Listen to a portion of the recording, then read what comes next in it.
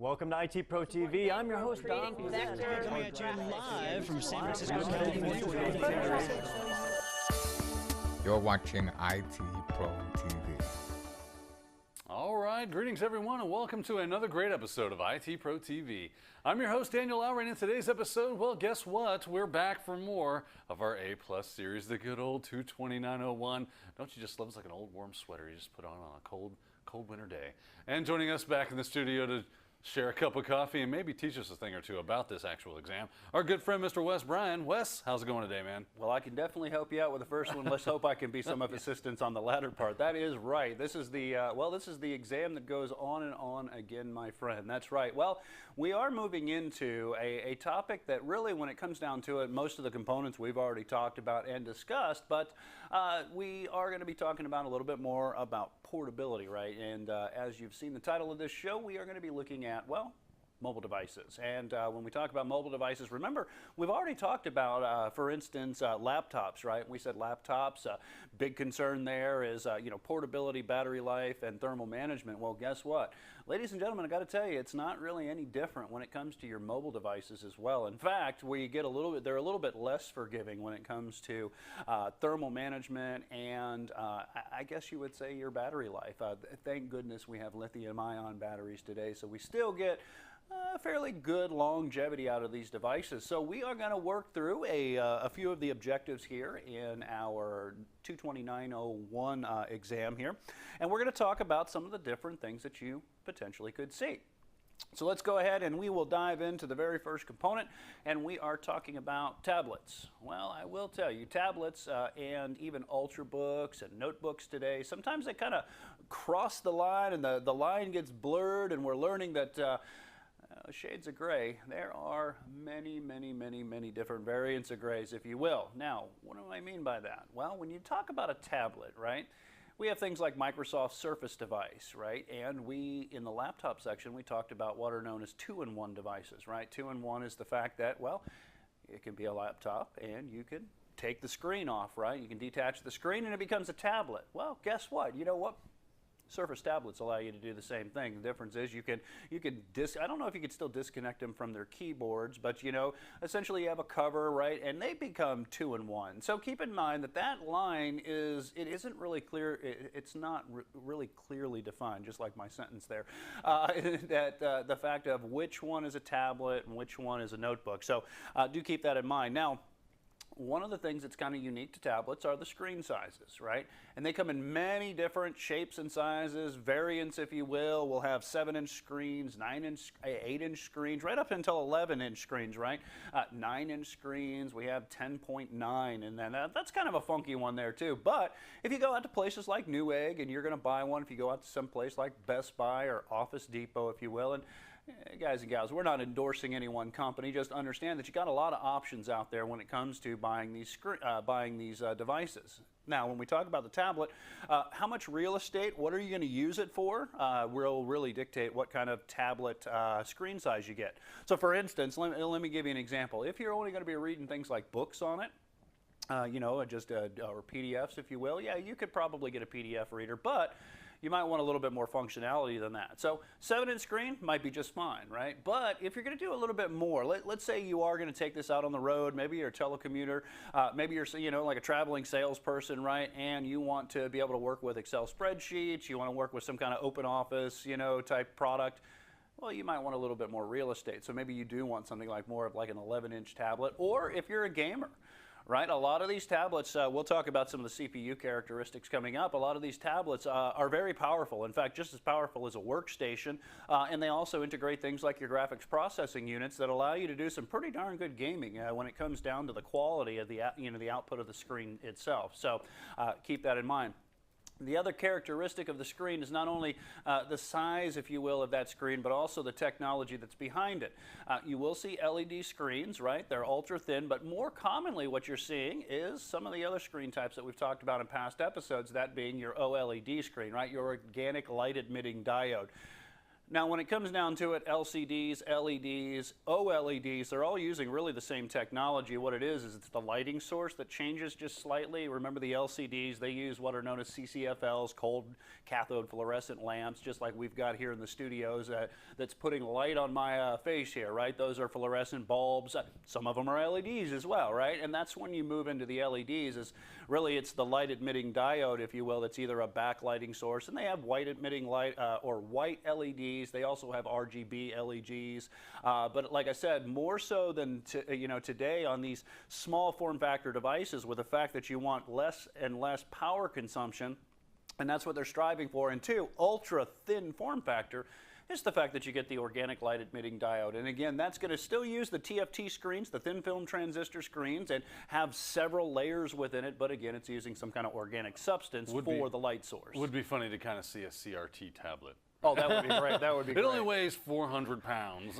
You just took me back to the days of like Michael Jackson and the boom boxes over your shoulder. Yeah. I got my tablet, right? And I also got scoliosis, Tablets too. from 1989. That's right. So, and you can see, we joke about a joke, but really, I mean, that's what it comes down to. Again, that ultra thin form factor. Yeah, if I guess we didn't have those technologies of having like OLED and LED and TFT, we would not be able to have tablet technology. Because really? CRT would make that impossible. It's just crazy. Most definitely. Yeah. And Dan, it's kind of interesting that you're seeing more of this in the, for instance, like your home environments too. They got those ultra high definition TVs that are just gargantuan in size, but yet they're half of an inch thick or less, really, when it comes down to it. They're almost getting to where they're as flimsy, and we have seen some kind of prototype technologies out there. I know you're a tech geek like I am, Dan, where it come across your Flipboard feeds or something, your news feeds, where it literally is it's a screen that's almost as flimsy as a piece of paper, so they're getting really, really thin. Yeah, they're talking about putting them on like as labels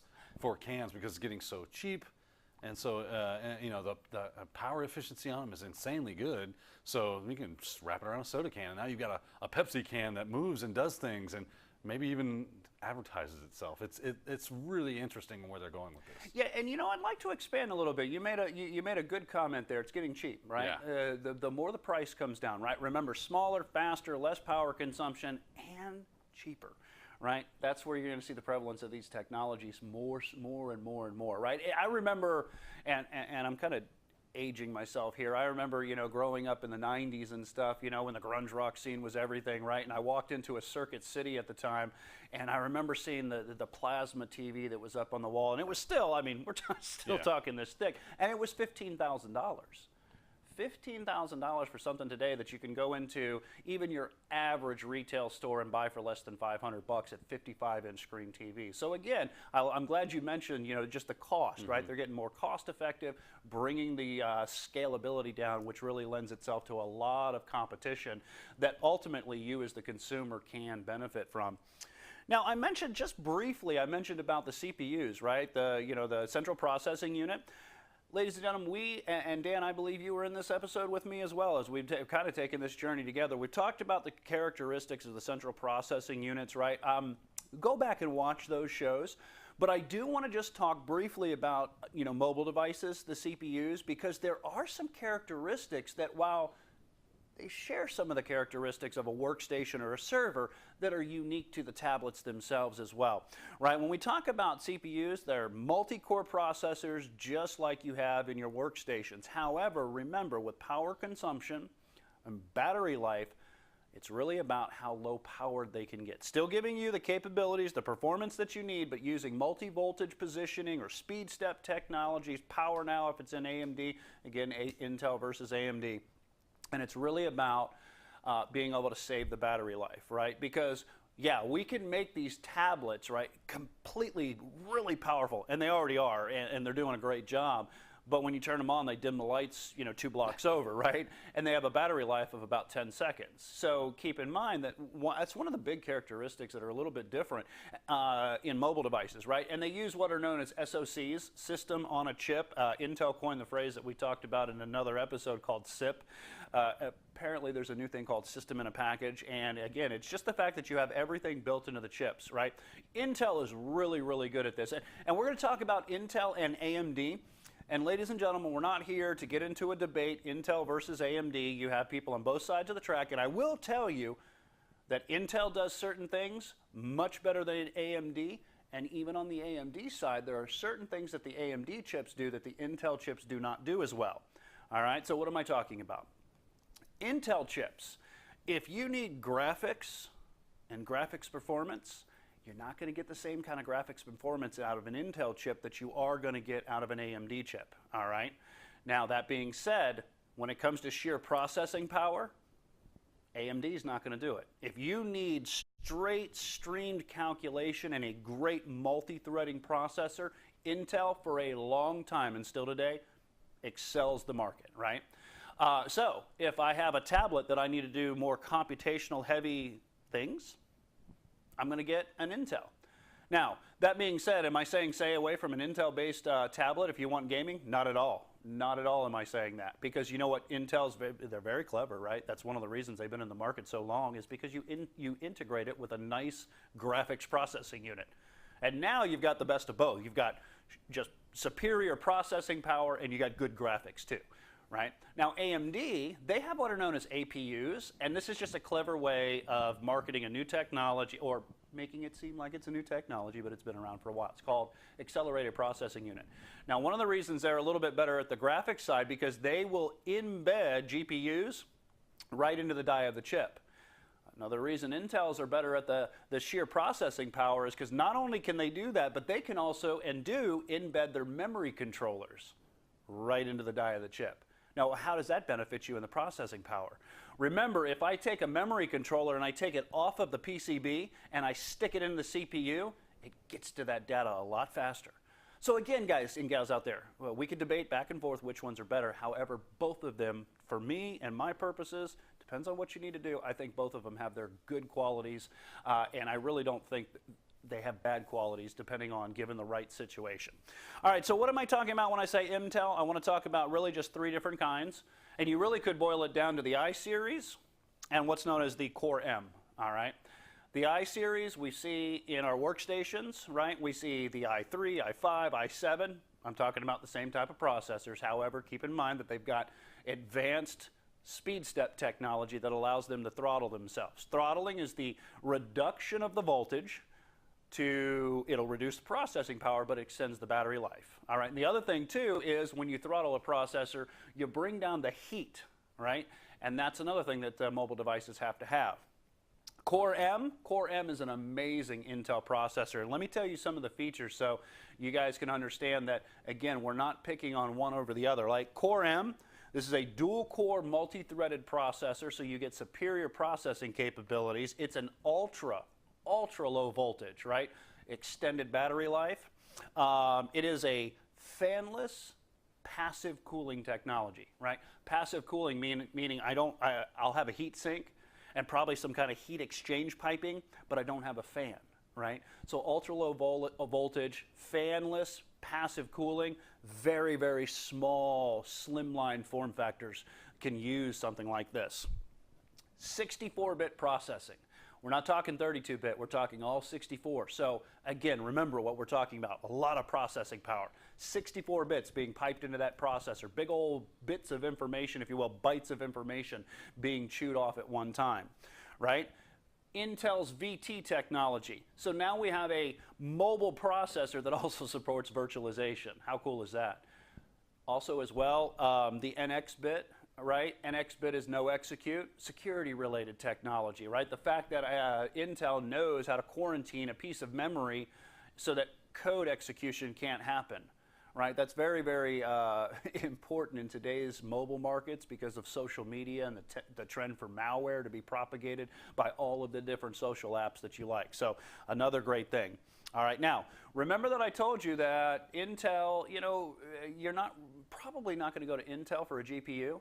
Mobile M integrates the GPU and the memory controller into a single processor, into the single chip. So, okay, again, a great technology. Now, moving into the AMD side, AMD, they have their A series, right? A common one out there is A4 and A10. They call them APUs, right? Accelerated Processing Unit. They do the same thing. They're a great computer, or excuse me, a great processor for GPUs, graphics processing units, right? Apple isn't out of the woodworks on this one either. Apple has some great products too. They've got their A series processors. Now, a little bit different here. We're not talking about A4 and A10, right? We're talking about, well, I guess we kind of are. It's kind of interesting. AMD has AMD A4, and then we have Apple's A4, which is one of the older ones that would be found in the things like iPods and the earliest iPhones and stuff. Well, that's not confusing. That's not confusing. That's not confusing at all. But the great thing is, after that, it gets a little bit easier because they're up to A9X. They don't have an A10 yet. When they get an A10, oh, we're just going to be really confused, right? And you can usually see that their better Pro line processors have an X on the end of them. So let me give you an example, right? A5. Just normal Apple processor, A5X, kind of like if you could think of like Intel does with their extreme processors. They usually have an X after it, right? All the way up to the A9X currently, 2017 here that we're shooting this in July. That's in the iPad Pro, the bigger iPad that's perfect for businesses and stuff. So they have theirs as well, all right? Then there's a little company called Qualcomm. Qualcomm has your Snapdragons. You see your Snapdragons in your Android phones. Dan's got a new Samsung phone over there. I would almost be willing to guess it's Qualcomm processor and probably even the Snapdragon if I had to guess, right? Very good processor, especially their Snapdragon Pro. This is one that's not only good for just general level of processing, it gives you superior graphics too. And that is consistent across the board, right? It is consistent across Intel. It's consistent across AMD. It's consistent across things like Qualcomm. Is it? All right, so Dan's got my back over here. He's over there hitting the Google, right? Hitting those keys. So it's a Snapdragon 835. 835, very good. So again, low voltage, very good processor, great. You find them in a lot of your devices. And that, ladies and gentlemen, those are just some of them out there, right? Just understand that there are many different processors, many different kinds. I just mentioned some of the big ones here that we see. Again, Intel, obviously the biggest processing company since, gosh, the late 40s, really. AMD is another, Advanced Micro Devices. Apple's proprietary A series, which I say proprietary, I think it's actually made by Samsung, which is kind of interesting. And another one, being Qualcomm. All right, so moving into some of the other technologies, I know we don't want to get, I said, well, let's not get hung up on CPUs, and I just spent about 10 minutes on CPUs. Yeah, it happens. You got a real problem, Wes. That's right, that's right. I was going to say, I hear they got programs for that. Yeah, that's right. It's a 13-step program, though. It has to go a little farther. But joking aside, guys, and gals out there, smartphones, right? Smartphones are just as powerful as workstations, mobile devices, laptops that we have today. In fact, the one that I'm kind of referencing over there that Dan has is a very good phone. I kind of got a phone envy in the background. It's interesting. There is they have, it's called a deck or DeX or something like that you can get with it. Plug it in, a USB connects to your monitor, becomes a full-blown workstation. I can see that. It's very cool. Absolutely can see that because of the power that's in these little guys here, So some of the manufacturers, and again, there are so many manufacturers of cell phones out there. I just want to mention a couple of the top ones, right? Apple and Samsung, obviously. They're the big guys, always duking it out. And keep in mind, LG is one of the other ones out there. So those are just some of the big ones that I can think of. If you were to do a Google search right now, we could have a half-hour episode in just how many different manufacturers are out there. I could mention Nokia, but BlackBerry and all, but those are really the three big ones that we have out there, Apple, Samsung, and LG. Wearable technologies. Well, wearable technologies, you probably could see these, you probably have seen these. The biggest one being the smartwatches, right? Smartwatches are kind of interesting because guess what? They also have multi-core functionality, right? Dual-core GPUs. They have onboard memory, onboard storage, if you will. Some of the examples are the Apple Watch, 1 and 2, different variants, and it depends on when you're watching this because by the time you're watching this, that might be the Apple Watch 3, right? Samsung Gear has their S2, S3. Again, numerically, you can figure out which one's older and which one's newer.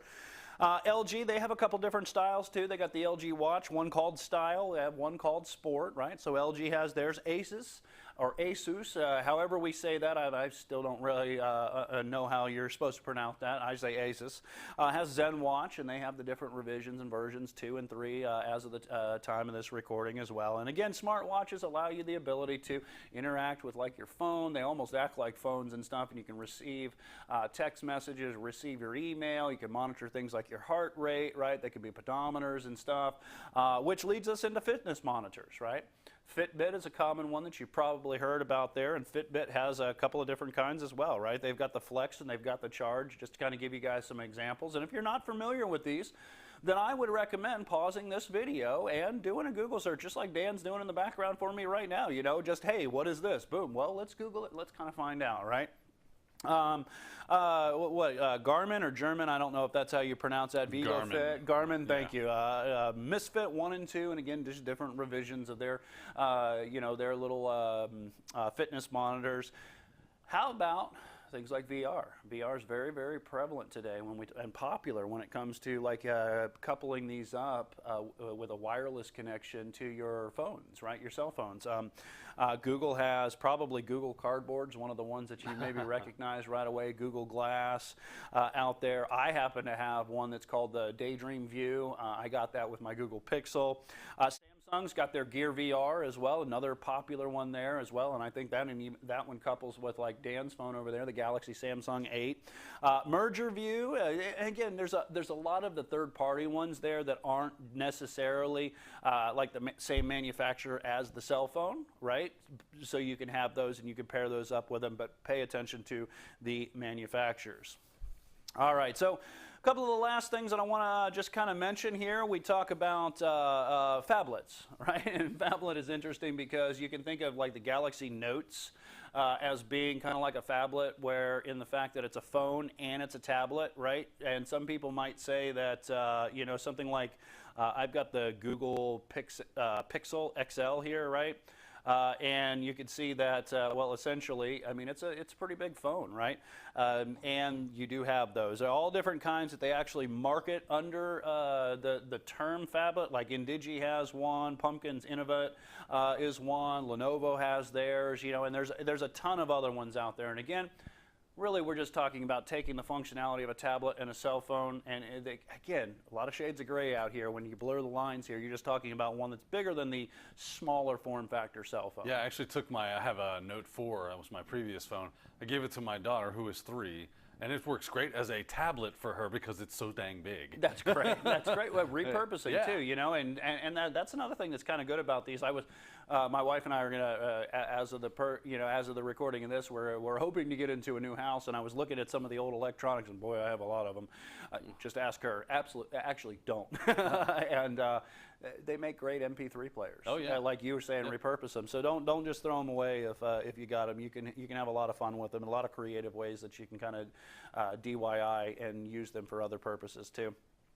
E-readers, these are a little bit more basic than your tablets, a little less functionality, but then again, cheaper in price, right? They have touch screens, Wi-Fi, they can use cellular communications, GSM, CDMA as well. They also have the ability to do extended memory card support, so if you want to keep more of your PDFs or more of like your Kindle's one of them that they have out there, right? A Kindle, I don't know if Barnes & Noble's I think they're still selling the Kindles, but that's one that comes to the top of my mind. The Nook, wasn't it? Oh, it was the Nook. Yeah, it's Amazon Kindle. Amazon's Thank you Kindle. very much. That's right. Barnes & Noble Nook. I actually got one of these when it first came out. First thing I did was rooted it, put a different operating system on it. And then it never worked again. That's right.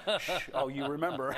So, you know, and again, basic functionality. Sometimes they're color interface, right? Sometimes they have a color screen. Sometimes they just have a basic, the old black and white screen. And again, it's for just basic functionality, being able to read PDFs, being able to read electronic format-based books that can be delivered over a Wi-Fi network straight to the device. So I've seen many people on flights and stuff where you have somebody that maybe is a little bit older, and I'm not picking on anybody that's older when you say that, so don't send me the hate mail, but somebody that's maybe not so tech savvy and wants to still be able to read a book. Well, I can't even get into this darn tablet or begin to tell you what to do, but I know that when I press the power button and I press one button, I can actually read through my books, and I can do it while I'm on a flight, you know, so they have their benefits too, right? They're great for things like photo viewers, news feeds, you know, maybe even just a simple checking of your email too. All right, what else we got here, Dan? Smart cameras. Smart cameras, keep in mind, these are really cool, right? And I know you're into photography too, so this one's probably right up your alley. You know, they have built-in Wi-Fi, a touch interface. They synchronize with the cloud today, so where I'm taking my photos, right? And memory, storage, right? Storage can get chewed up really, really quick, especially when you're talking about anything high definition. And I don't care if you're talking about a PC, a tablet, a mobile phone, or smart camera. Imagine the ability when you take that shot, that snapshot of your kids, right, that you just can't afford, you don't want to lose, right? Or I don't even care. It could be a flower for all that matter. Goes right up, synchronizes right up to the cloud, right? Send photos and videos straight to social media as well. Again, as well as using media-based, over your own network, sending it to like your media servers too. GPS, we've talked about GPS, so we get into some of the connection types that you can also see here with mobile devices. GPS is not so much a connection type as it is more of a, a technology that's out there, the global positioning system. As a recap, remember, 24 satellites are in orbit right now, and 3 of those will triangulate at any given point in time to kind of give you a pinpoint position, right? Hence the term global positioning system. 3 of those are on standby in case they need to service or bring one offline. The other one can pick up where the failed one or the one that's being serviced is left off. Some of the other connection types that we have, near field communication. Remember, a very, very short range technology. We're talking centimeters, inches, depending on which system you follow, where you can actually send photos, pictures, files just by touching devices together, print jobs if you end up having an NFC enabled printing technology. There are different proprietary vendor-specific ports as well. A lightning connector is an example of one that is proprietary. One of the things that I like about, and again, not cutting on Apple, but one of the things I like about a lot of the Android devices is the fact that they use your typical micro USB, whether it be the C, as which is a newer one, or whether it be like the micro USB A connector or B connectors. And what's great about that is the chargers, if you will, they're consistent across the board. I can grab that charger that, hey, I got a new device, but I still have this charger, right? And I can connect it. Yeah, Wes, if we wanted to cut up on Apple, we would talk about how they removed the headphone jack. Yes, that's right. And in their defense, it's because they're going to USB-C, and they're going to USB-C, which can do audio, video, and it can do power and Ethernet. So again, there's goods and bads, but some of you out there, kind of like me, I like that 1/8 inch jack that I could just plug headphones into, and I know it's there. That I already have and had spent money on. That's right. That's right. Dan spent some money, and he's very frugal with his money, and he doesn't want to get rid of those old headsets. And this happens in the Android world too. In fact, I just recently got rid of an old tablet that I had. It's an Asus tablet, and had a proprietary 15-pin connector like the earlier iPad connectors too. Oh. And you had to get just that one. I mean, you had to go to them. So you do have the proprietary power connectors, and so even sometimes communication connectors or ports too. We've mentioned micro USB, the smallest of the ones. Guys, go back and look at our ports and connections. Remember, and micro and mini USB. I mentioned the lightning connector. Remember, Bluetooth is another connector, and we've talked about these technologies a bunch in other series. Headsets, we've kind of just mentioned that, right? Speaker connections, potentially. Sometimes you can see speaker connections really when you have a micro HDMI connector that actually connects from the port on the device out to like a television. Game pads. Dan's already mentioned the docking stations, that you can buy, essentially turning your phone into a full-blown computer, right? They also have docking stations, which are in the things like the 2-in-1s as well. Extra battery packs and battery chargers. Battery packs, if you will, keep in mind you have power banks.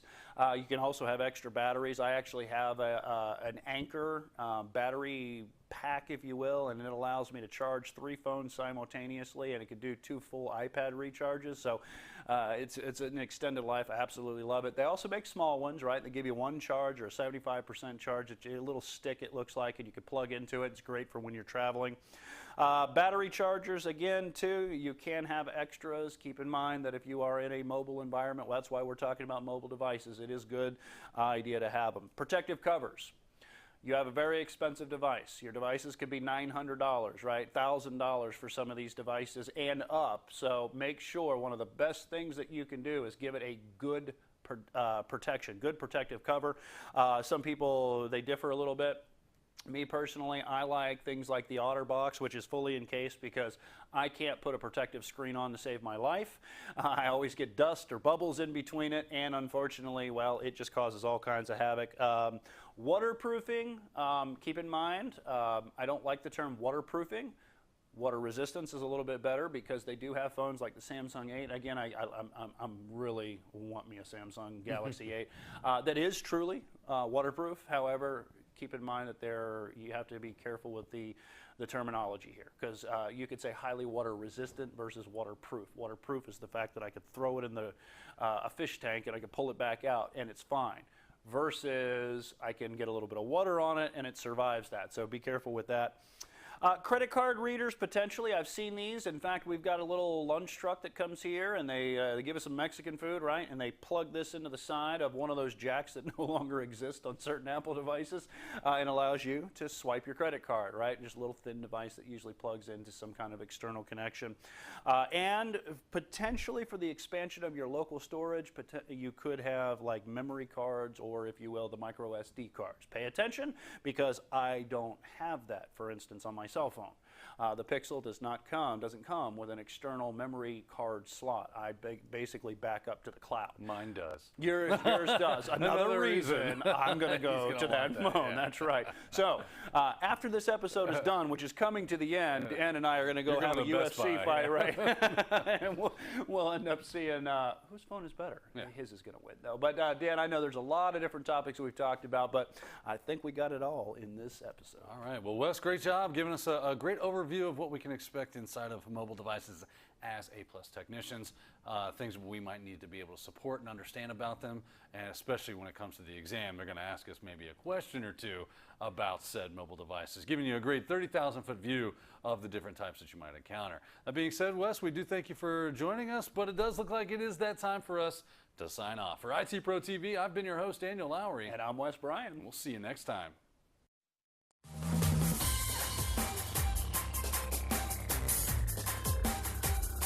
Thank you for watching IT Pro TV.